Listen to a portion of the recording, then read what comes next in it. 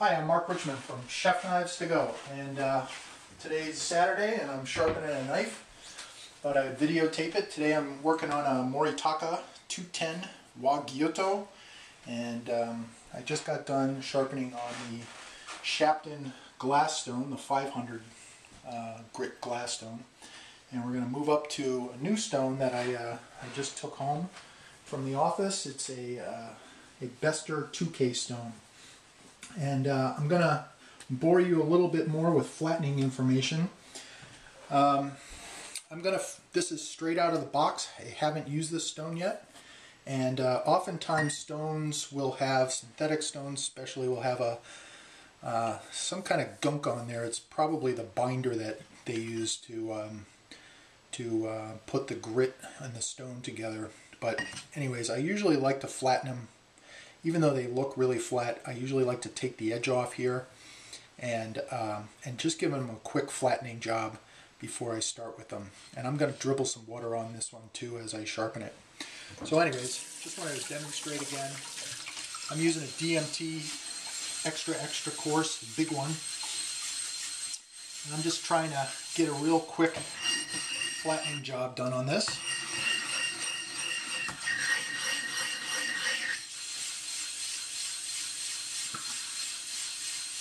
I've had stones, when I first started, I would try sharpening on brand new stones and it wouldn't work. They wouldn't cut, and I'd be like, what's going on? And then I would do this and it would be fine. So after that, I just figured it's a good policy to do it. So that's that. And there's a little catch under here that I can bump up to keep this from moving, so I don't really need that little mat that went on there. So we're all set. I just want a little water on there, just in case it dries out. Okay, so last time I basically polished up this back bevel. It's called thinning the knife, and now I'm going to go back and thin it again. Just to polish it a little bit more. We're not really going to remove a whole lot of material, and then we'll go back to sharpening again.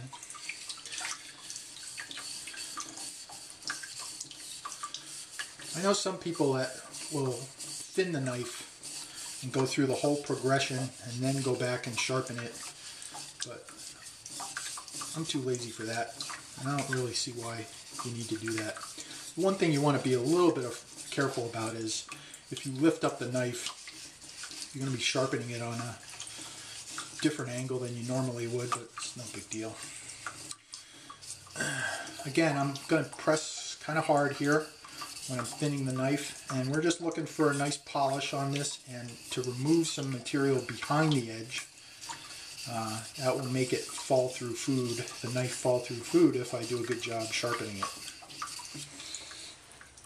You can get real carried away with this. You can thin a lot of the knife if you want.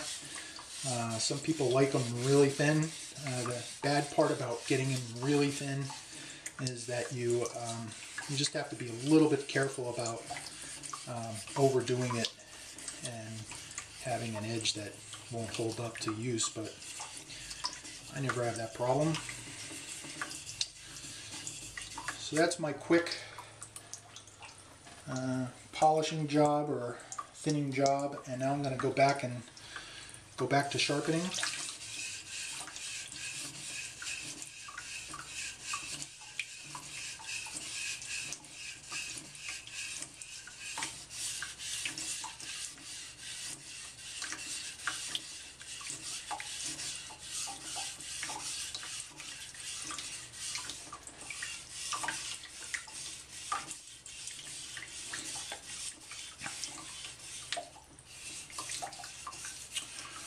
Okay, so what I'm doing here, I'm going to repeat myself from last week's lesson, but if this is the first time you've seen a sharpening video, you need to know this. I'm pressing on my left hand, my offhand, and I'm holding with my right lightly. I put my forefinger here. I usually put my thumb about here, and then I use my 3 fingers on top of the stone. I lift up until I hit the edge. and then I press much more lightly than I do when I thin the knife. But I still put pressure on it, and sticking your 3 fingers right over the stone kind of ensures that you're getting the edge contacted right on the stone. You want to give a little bit extra to the tip area because the tip doesn't get touched as much as the rest of the stone. So I usually put my ring finger right on that tip and drag it on there and let my fingertip contact the stone even, just so I make sure I get that tip. Otherwise you'll have a dull tip. I usually count and then I go back and then I count again. You don't have to do that, and while I talk I lose count anyway, so if you sharpen more on one side than the other, it doesn't matter. As long as you get the 2 edges that you're creating to meet in space without any burr attached to it, you're going to have a sharp knife. And if you sharpen more on one side than the other, that's okay. Some people will sharpen all on one side and then they flip it over and they just deburr it on the back basically, and that's perfectly okay with some knives. I usually do it more or less evenly on both sides. So I've got my 2K done. I've got some buildup on here, and as the steel grinds on the stone, you get this black mark on the stone, and looks like this. And that's the steel that you're grinding, basically impregnating itself onto the stone. And it's a process that's called loading. And as the stone keeps picking up this slurry of metal that it's grinding against, it plugs the pores of the stone and it stops working as well. And that's one good reason why you want to flatten your stone all the time. You want to get rid of that so that the edge doesn't load. A couple comments as I've been sharpening on this. This is a nice stone. It's smooth, it cuts pretty well, it's nice and hard, and I like it.